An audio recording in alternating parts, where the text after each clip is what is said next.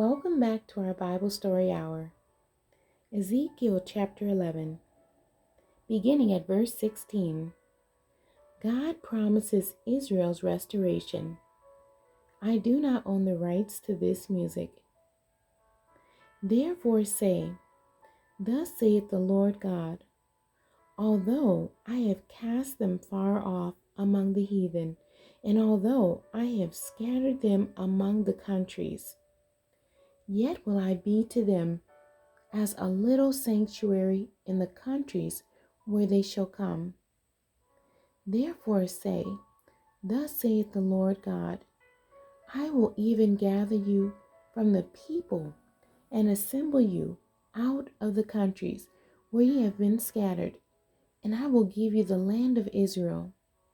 And they shall come thither, and they shall take away all the detestable things thereof, and all the abominations thereof from thence. And I will give them one heart, and I will put a new spirit within you, and I will take the stony heart out of their flesh, and will give them a heart of flesh, that they may walk in my statutes, and keep mine ordinances, and do them. And they shall be my people, and I will be their God. But as for them whose heart walketh after the heart of their detestable things and their abominations, I will recompense their way upon their own heads, saith the Lord God.